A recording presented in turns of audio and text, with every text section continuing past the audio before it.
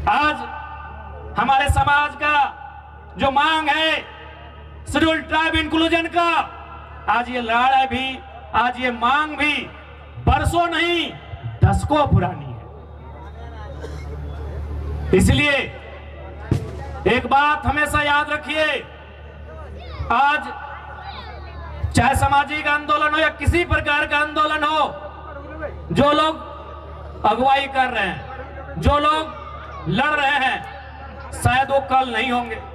आज हम लोग भी कल नहीं होंगे, लेकिन आपका समाज, हमारा ये बृहद समाज जो हजारों लाखों साल पुरानी परंपरा और संस्कृति से परिपूर्ण है, वो समाज रहेगा। इसलिए आपको उस बागडोर को, उस विरासत को अपने हाथों में लेकर आगे बढ़ना है। मैं आप सभी से कहना चाहूंगा। पर आज जब भी आप किसी आंदोलन के लिए जाते हैं, जब आप संघर्ष का रास्ता चुनते हैं, आपको त्याग करना पड़ता है। बिना त्याग का आपको मंजिल नहीं मिलेगा। आज आपको त्याग करना होगा। आप कहेंगे कि हमें भोग का रास्ता भी चुनना है, हमें ऐसो आराम का भी रास्ता चुनना है, और हमें मंजिल की ओर भी जाना है, हमें अपने सपनों को भी साकार करना है, तो संभव नहीं, आपको त्याग करना होगा। आज का समय त्याग का है, और जो नौजवान त्यागी बनकर इस रास्ते में आएंगे, तभी हमारा समाज उत्थान की ओर जाएगा। इसलिए इस पीढ़ी को तो त्यागी बनना होगा।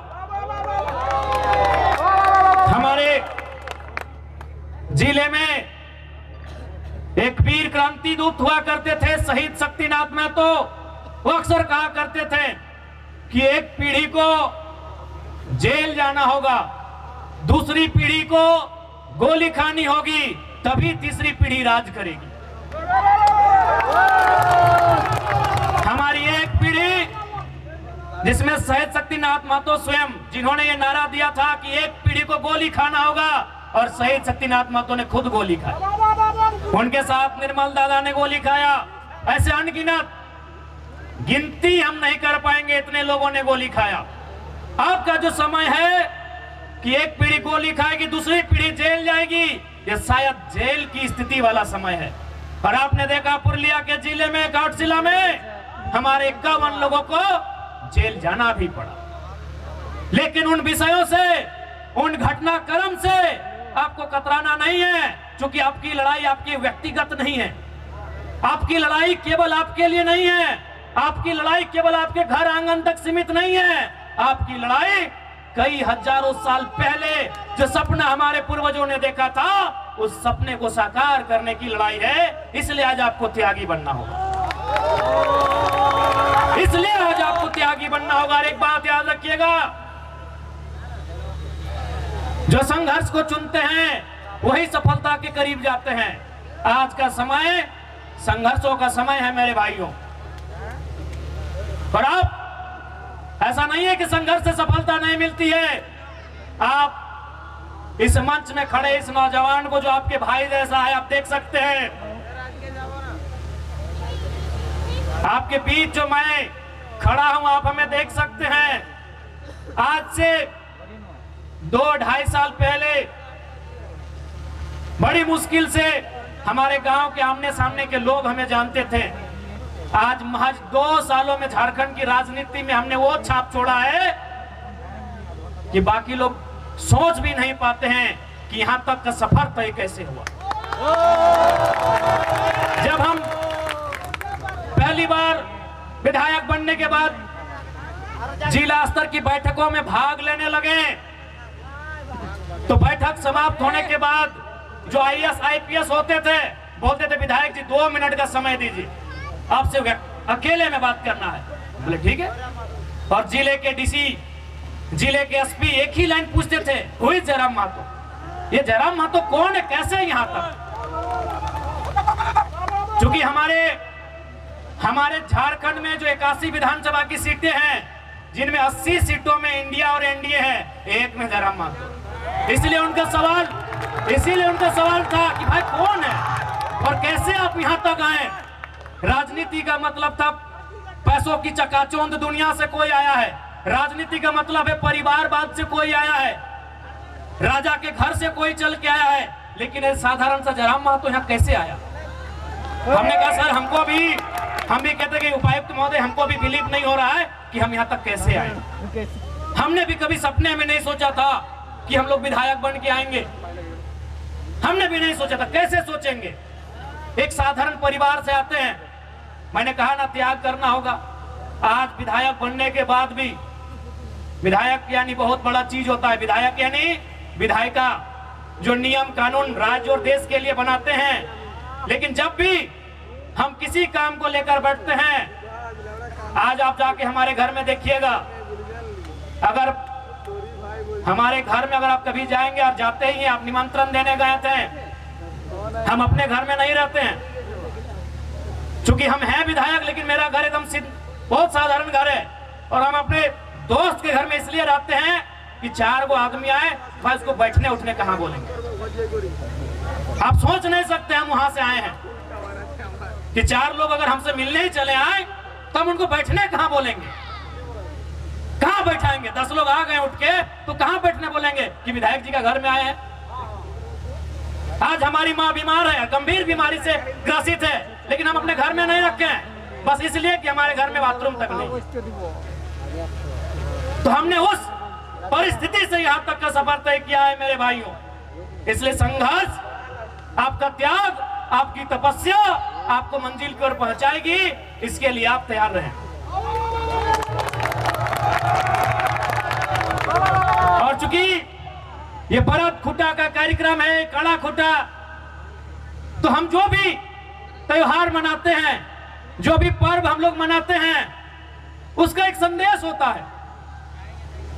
हमारे जो तो पर्व आछे, जो तो त्योहार आछे, ওদের ভিতরে একটা মেসেজ আছে, সন্দেশ আছে কি আর মানে কি?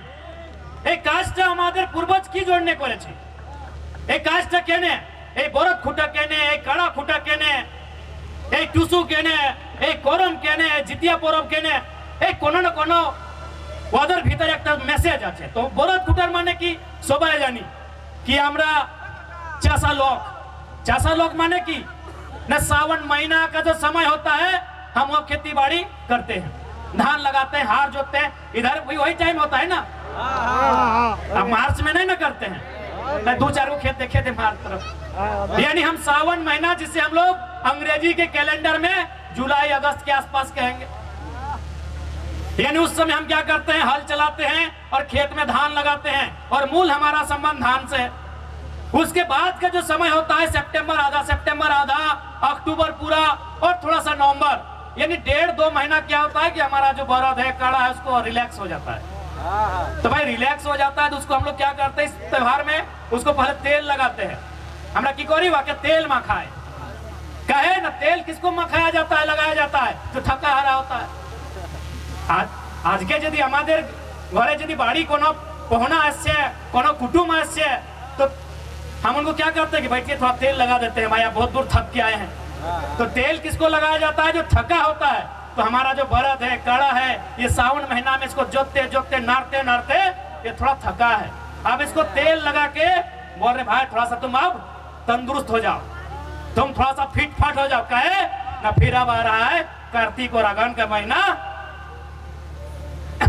कि धान काटना है और फिर तुमको गाड़ा गाड़ी में लोड करके घर पहुंचाना।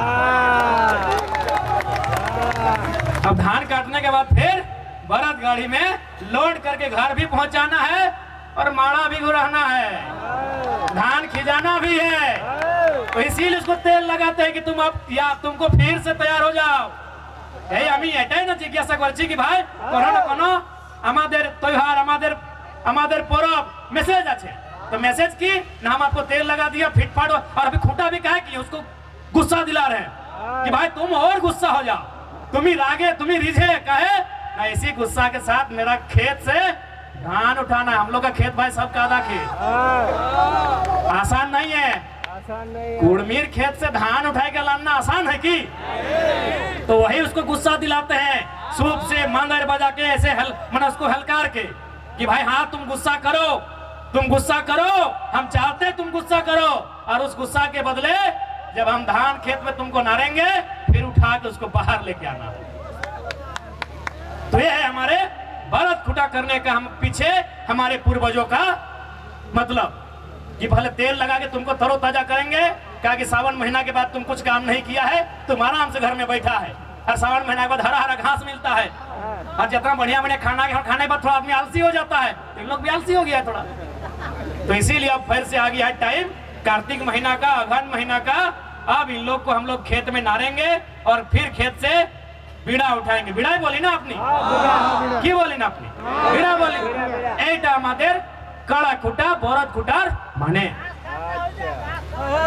तो इसलिए हमारी जो परंपराएं हैं, हमारी जो संस्कृति है, हमारे जो कल्चर हैं बहुत महान है।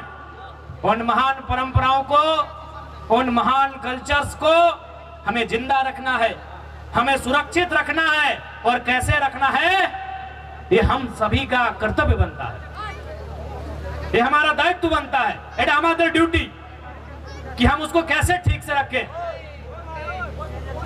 इसलिए आज আমি সবাইকে এটা শুধাতে যাই कि নিজের परंपरा, নিজের संस्कृति, নিজের भाखीचारी, নিজের नेगाचारी এটাকে सुरक्षित रखना, संभाल कर रखना ये नई पीढ़ी की जिम्मेवारी है। और साथ ही साथ अभी जो सामाजिक स्तर पे कार्यक्रम हो रहे हैं, उन कार्यक्रमों में अपना योगदान देना, अपनी भूमिका देना, यह भी हमारा कर्तव्य है। और ये तो